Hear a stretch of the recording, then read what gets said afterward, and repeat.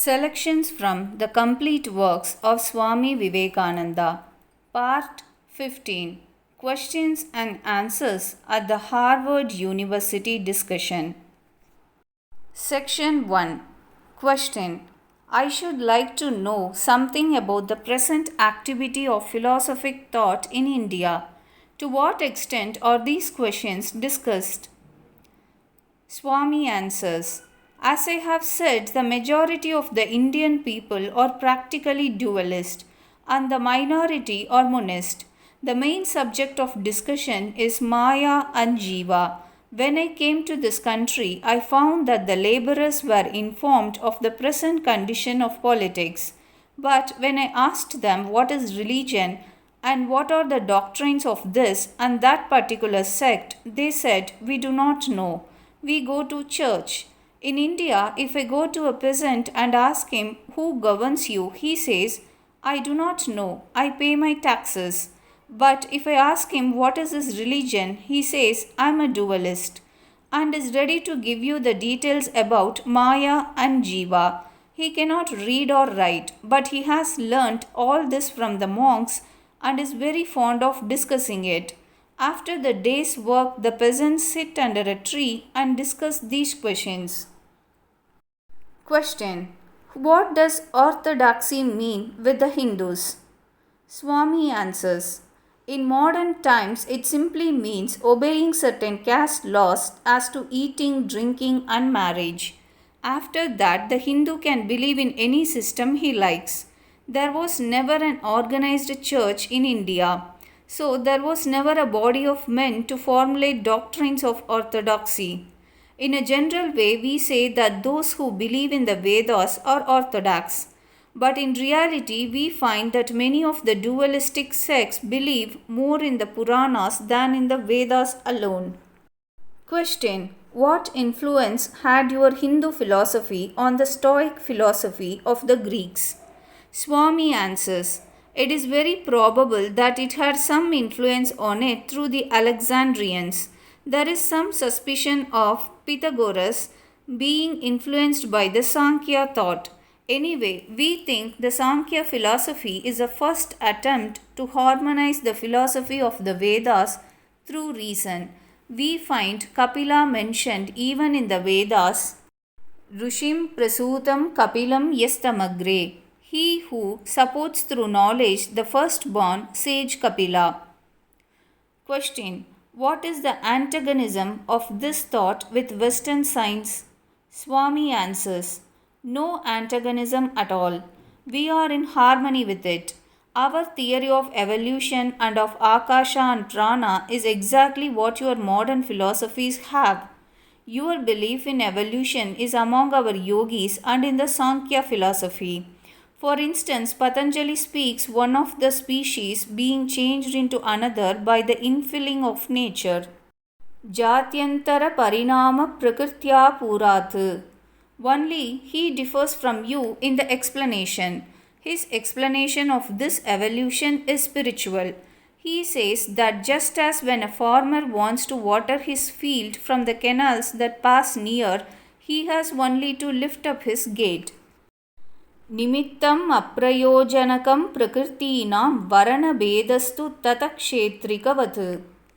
So each man is the infinite already. Only these bars and bowls and the different circumstances shut him in. But as soon as they are removed, he rushes out and expresses himself. In the animal, the man was held in abeyance. But as soon as good circumstances came, he was manifested as man. And again, as soon as fitting circumstances came, the God in man manifested itself. So we have very little to quarrel with the new theories. For instance, the theory of the Sankhya as to perception is very little different from modern physiology. Question. But your method is different? Swami answers. Yes, we claim that concentrating the powers of the mind is the only way to knowledge. In external science, concentration of mind is putting it on something external, and in internal science, it is drawing towards oneself. We call this concentration of mind yoga. Question. In the state of concentration, does the truth of these principles become evident? Swami answers, the yogis claim a good deal. They claim that by concentration of the mind, every truth in the universe becomes evident to the mind, both external and internal truth. Question: what does Advaitist think of cosmology? Swami answers, the Advaitist would say that all this cosmology and everything else are only in Maya, in the phenomenal world. In truth, they do not exist. But as long as we are bound, we have to see these visions. Within these visions, things come in a certain regular order. Beyond them, there is no law and order, but freedom. Question: is the Advaita antagonistic to dualism? Swami answers, the Upanishads not being in a systemized form, it was easy for philosophers to take up text where they liked to form a system. The Upanishads had always to be taken, else there would be no basis. Yet we find all the different schools of thought in the Upanishads. Our solution is that the Advaita is not antagonistic to the Dvaita. We say the latter is only one of three steps. Religion always takes three steps. The first is dualism. Then man gets to a higher state, partial non-dualism, and at last he finds he is one with the universe. Therefore, the three do not contradict but fulfill. Question: why does Maya or ignorance exist? Swami answers, why cannot be asked beyond the limit of causation? It can only be asked within Maya. We say we will answer the question when it is logically formulated. Before that, we have no right to answer.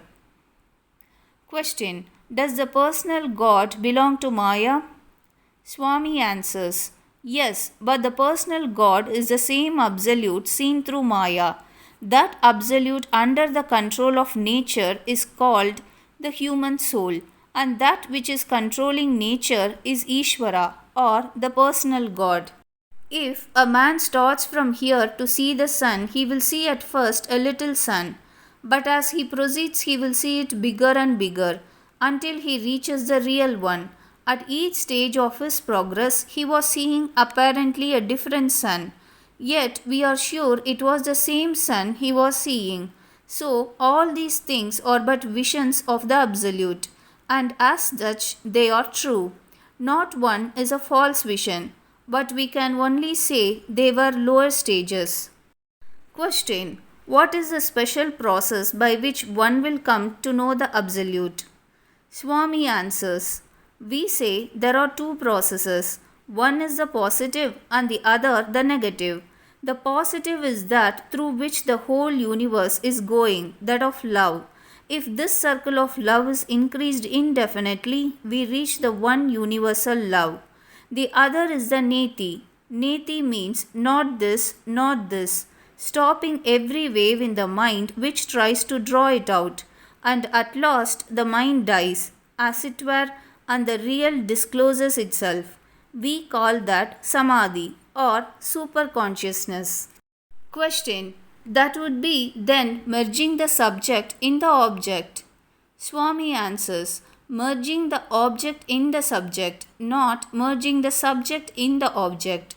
Really, this world dies and I remain. I am the only one that remains. Question: some of our philosophers in Germany have thought that the whole doctrine of bhakti, that is love for the divine, in India was very likely the result of Occidental influence. Swami answers, I do not take any stock in that. The assumption was ephemeral. The bhakti of India is not like the Western bhakti. The central idea of ours is that there is no thought of fear. It is always love God. There is no worship through fear but always through love, from beginning to end. In the second place, the assumption is quite unnecessary. Bhakti is spoken of in the oldest of Upanishads, which is much older than the Christian Bible. The germs of bhakti are even in the Samhita, the Vedic hymns. The word bhakti is not a Western word. It was suggested by the word shraddha.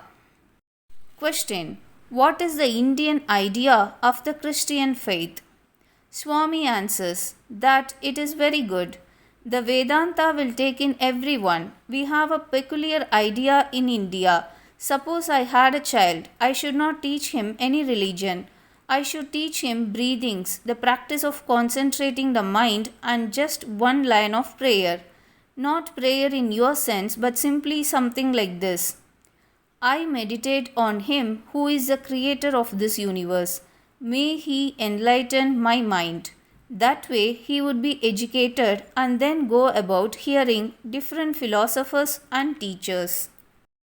He would select one who he thought would suit him the best, and this man would become his guru or teacher, and he would become a sishya or disciple. He would say to that man, this form of philosophy which you preach is the best, so teach me. Our fundamental idea is that your doctrine cannot be mine or mine yours. Each one must have his own way. My daughter may have one method, and my son another, and I again another. So each one has an ishta or chosen way, and we keep it to ourselves. It is between me and my teacher because we do not want to create a fight. It will not help anyone to tell it to others because each one will have to find his own way. So only general philosophy and general methods can be taught universally. For instance, giving a ludicrous example, it may help me to stand on one leg. It would be ludicrous to you if I said everyone must do that, but it may suit me.